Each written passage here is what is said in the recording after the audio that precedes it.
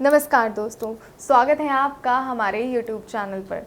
दोस्तों, क्या आपने कभी सोचा है कि किसी भी सामग्री के बिना वशीकरण हो सकता है? जी हाँ, बिल्कुल हो सकता है। आज जो विधि मैं आपके लिए लेकर आई हूँ वो आपके इसी सवाल का जवाब है। जी हाँ, आज जो विधि मैं आपको बताऊँगी वशीकरण की इतनी प्रचंड विधि है, वो भी बिना किसी सामग्री के। अगर आप इस विधि को सही तरीके से करते हैं तो आपको कभी किसी और विधि को करने की आवश्यकता नहीं होगी। तो आज जो विधि मैं आपको बता रही हूँ, इस विधि पे खास तौर पे ध्यान दीजिएगा क्योंकि बहुत प्रचंड विधि है। दोस्तों, कई बार हम किसी न किसी समस्या में घिर जाते हैं। वो समस्या पारिवारिक हो सकती है, हम अपने ऑफिस में परेशान हो सकते हैं, हमारा प्रेमी जो हमसे बिछड़ गया है उसके दर्द से परेशान हो सकते हैं। क्योंकि प्रेमी और प्रेमिका के बिछड़ने का दोनों को ही तकलीफ होती है, दोनों को ही दर्द होता है, पर कई बार एक जो है वो अपनी तकलीफ जाहिर नहीं कर पाता, तो दूसरे का फ़र्ज़ बनता है कि उसे अपनी तरफ खींच लाए, अपने पास वापस ले आए, अपने प्यार को अपने पास ले आए। तो आज मैं आपको बताऊंगी कि ऐसी कौन सी विधि है जिसको अपना कर आप अपने प्यार को वापस ला सकते हैं। आपके ऑफिस में कोई परेशानी चल रही है, आपका बॉस आपका प्रमोशन रोक के बैठा है। जी हाँ, मेहनत तो आप खूब कर रहे हैं लेकिन आपको प्रमोशन नहीं मिल पा रहा, तो आपको ऐसे में क्या करना है, आपको इस प्रचंड विधि को अपनाना है। इस विधि को अपनाते ही आपका बॉस पूर्ण रूप से आपकी बातों को सुनेगा और उन पर ध्यान देगा और आपका प्रमोशन बस यूं चुटकी बजाते ही हो जाएगा। कभी पारिवारिक समस्या हो या ऑफिस की परेशानी हो, प्रेमी से बिछड़ने का दर्द हो, या फिर हमारी माताएं बहनें जो घर में रहकर कोई सामग्री एकत्रित नहीं कर पाती हैं, उनको परेशानी हो, इस विधि को अपनाइए और सही तरीके से विधि करने के बाद आपका कार्य पूर्ण रूप से सफल होगा। बस ध्यान रखिएगा कि आपका कार्य करने की मंशा अच्छी होनी चाहिए, आपकी भावना सच्ची होनी चाहिए।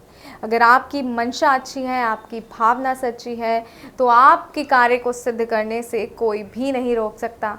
कोई व्यक्ति ऐसा नहीं है इस दुनिया में जो आपके कार्य में अड़चन पैदा कर दे, लेकिन कब? जब आप सही विधि का प्रयोग करेंगे, सही मंत्र का उच्चारण करेंगे, क्योंकि सही विधि सही मंत्र बहुत ज़रूरी है। और आज की जो विधि है ये तो बिना सामग्री के है, बहुत ही सरल है। सही तरीके से अपनाइएगा और अपने कार्य को पूर्ण रूप से सफल कीजिएगा।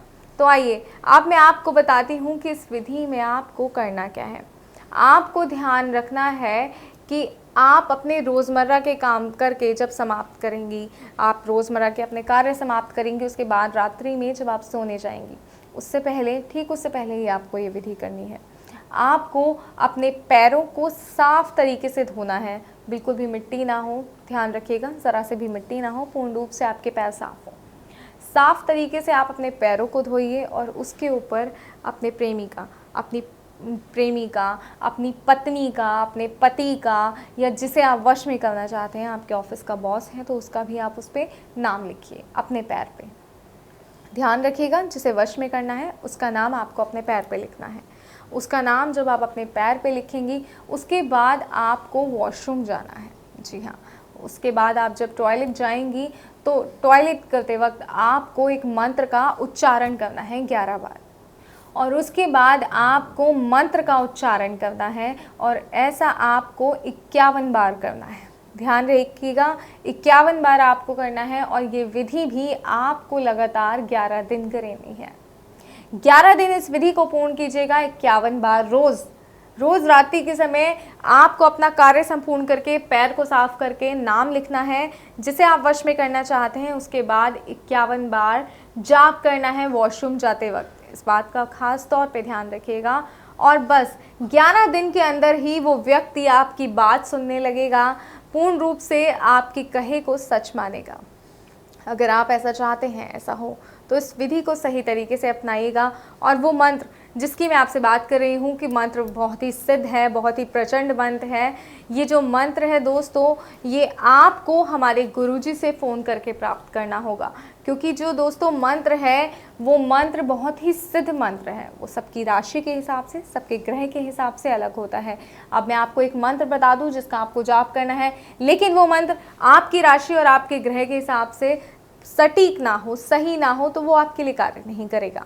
जी हाँ, तो इस बात का ध्यान रखिएगा कि गुरुजी को फ़ोन करना ना भूलिएगा विधि को करने से पहले। कहीं आप विधि को आधा अंजाम दे दें और फिर आप सोचें मंत्र क्या था, ऐसा नहीं होना चाहिए।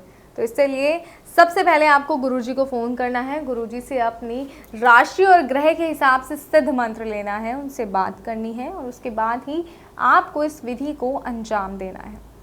तो अंजाम दीजिए विधि को, मंत्र प्राप्त कीजिए और सही तरीके से कीजिएगा।